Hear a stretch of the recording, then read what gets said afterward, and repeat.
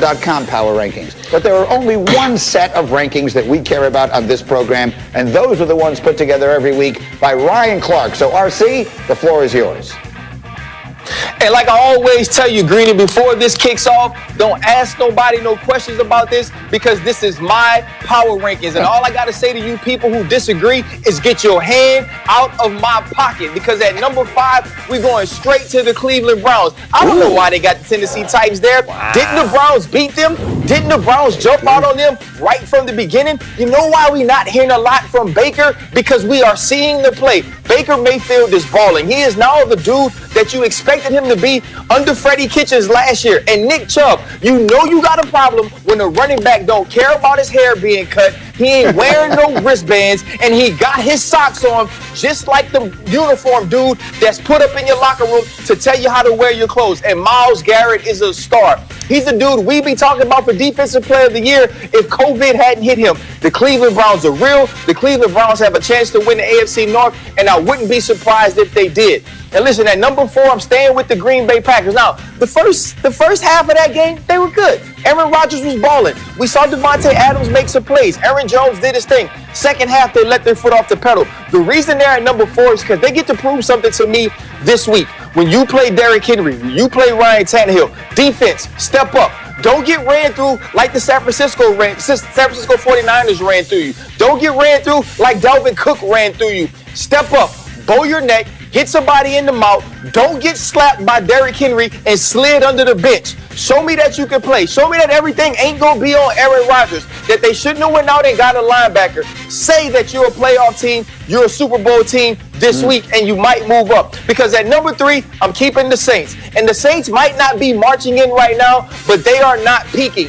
They have not given us the best of what they can be. Drew Brees will get healthy. He understands that he is P. He understands that he runs the show. He knows that he's baby, and he's rubbing his hands like this. The chopper style is coming back. It'll be getting the gat like the LSU Tigers were last year.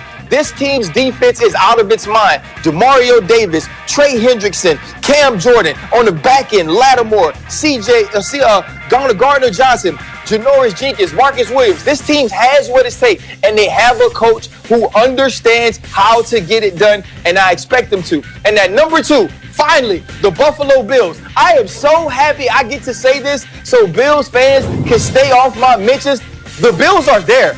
Listen, I haven't seen a glow up like Josh Allen has had since I watched Michael B. Jordan on The Wire, and then I saw him on the Black Panther. That man had a glow up out of this world, and Josh Allen has the exact same one. The dude is in the MVP conversation. He is a star. I believe that he can stand across the sideline for Patrick Mahomes and believe and do match him throw for throw with Stephon Diggs on the outside and a defense that is now turning the football over. The Buffalo Bills are the real deal. They're the second best team in football. It's just an issue that they're on the same side as my number 1 team, the Kansas City Chiefs. The Kansas City Chiefs are it. They're like, Harold Melvin and the Blue Notes. They're like Eddie Kane and the Five Heartbeats when they were together. They're like the Ralph Tresvant-led New Edition, because that is the dude. Patrick Mahomes, he just won't let him lose. It doesn't matter what everybody else is doing. The other 21 guys can play hard if they want. They cannot play hard. But when Patrick Mahomes, when 15 says,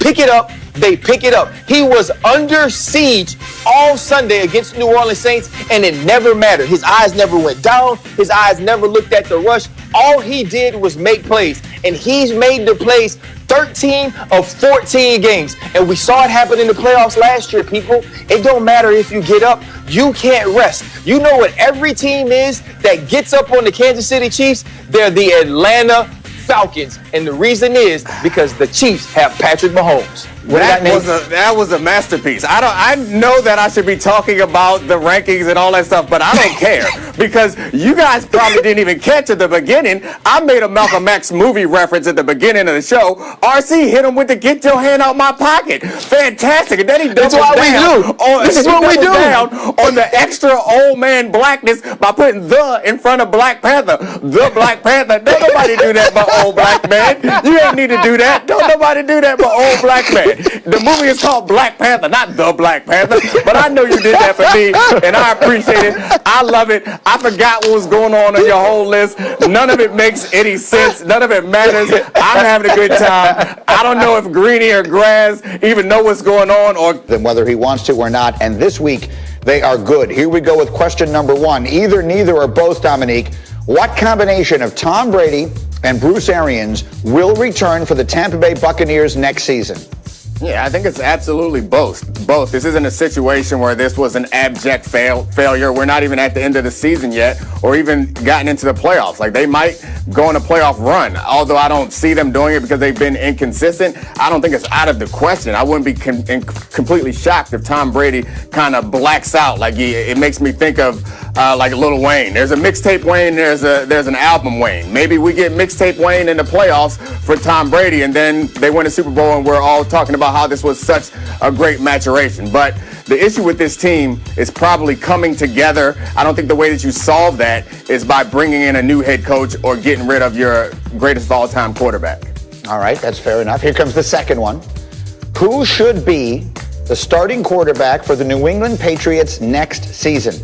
All right, I'm going to cheat a little bit because I think this is going to be my answer for every team that is a contending team going forward. It's Matt Stafford. Like, if I'm any team out there, I think Matt Stafford is probably the top of the list of guys that might be available, because it's clear that the Lions are going to go in a new direction and they're going to be in a rebuild, whether they hire our colleague Louis Riddick or whoever else to be the general manager and then figure out the head coach situation. So I think Matt Stafford might be looking for a new home, and there's no better place, because the one thing that Matt Stafford probably needs to cement his career is like a real nice playoff run and maybe a championship. And we all know how Bill Belichick does out there with a quarterback, especially a quarterback who's willing to take a discount. And I don't see why Matt Stafford may not be in that position coming up. I like that one very much, and for what it's worth, out of the corner of my eye, I could see Graziano nodding along as well. He'd like that one too. All right, last one. You said a few weeks ago, Dominique, that you weren't sure if the Dolphins had their quarterback of the future in the building. Now that you've seen a few more weeks of Tua Tagovailoa, do you believe the quarterback of the future is there in Miami, yes or no?